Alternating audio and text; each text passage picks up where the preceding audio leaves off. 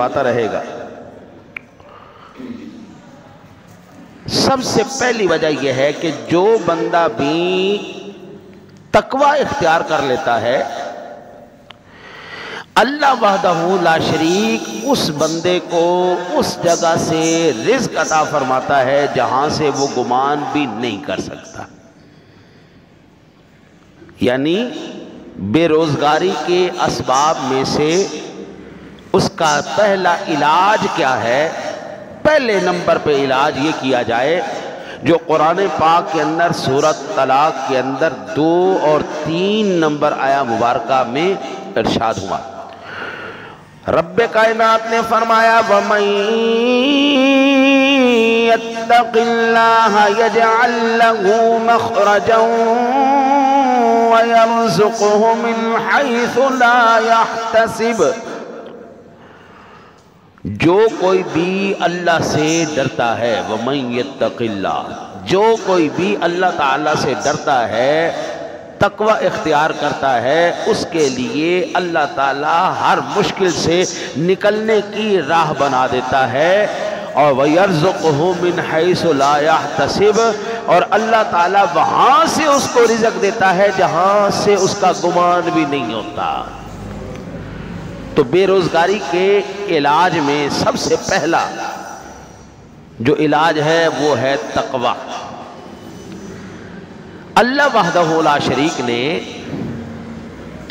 قرآن پاک کے اندر، ایک تو قرآن کی یہ آیہ مبارکہ ہو گئی، یہ ایک آیت ہی کافی ہے دلیل کے لیے، لیکن میں 1-2 اور مزید عرض کر دیتا ہوں۔ اللہ وحدہ لا شریک کے پاک کلام سورہ اعراف کی آیہ مبارکہ 94 میں خالق کائنات نے ارشاد فرمایا، اگر پہلی قومیں، پہلے لوگ وہ اگر تقوی اختیار کرتے، اللہ سے ڈرتے، تو اللہ تعالیٰ ان کے لیے رزق کے دروازے اور آسانیوں کے دروازے کھول دیتا۔ ارشاد باری تعالیٰ ہے وَلَوْ أَنَّ أَهْلَ الْقُرَىٰ آمَنُوا وَاتَّقَوْا لَفَتَحْنَا عَلَيْهِمْ بَرَكَاتٍ مِّنَ السَّمَاءِ وَالْأَرْضِ وَلَكِنْ كَذَّبُوا فَأَخَذْنَاهُمْ بِمَا كَانُوا يَكْسِبُونَ۔ اگر واقعی بستیوں والے ایمان لے آتے اور بچ کے چلتے، واتقوا، تقوی اختیار کرتے، تو ہم ضرور برکات من السماء، آسمان اور زمین سے، والارض، بہت سی برکتیں کھول دیتے، اور لیکن انہوں نے جھٹلایا تو ہم نے انہیں اس کی وجہ سے پکڑ لیا جو وہ کمایا کرتے تھے۔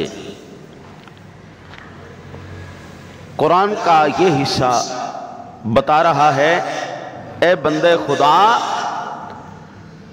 آبادی جتنی مرضی بڑھ جائے، افراد جتنے مرضی بڑھ جائیں، جب اللہ برکت نازل کرتا ہے تو آسمان سے بھی اترتی ہے اور زمین سے بھی نکلتی ہے۔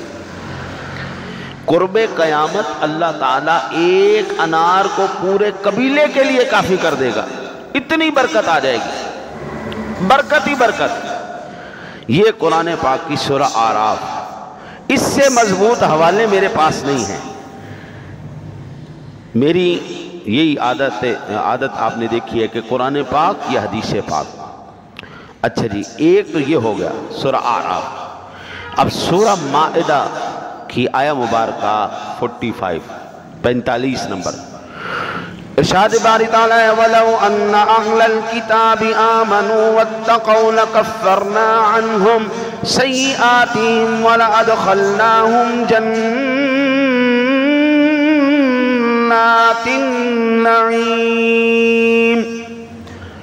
اور اگر واقعی اہل کتاب ایمان لے آتے اور ڈرتے تو ہم ضرور ان سے ان کے گناہ دور کر دیتے اور انہیں ضرور نعمت کے باغوں میں داخل کرتے۔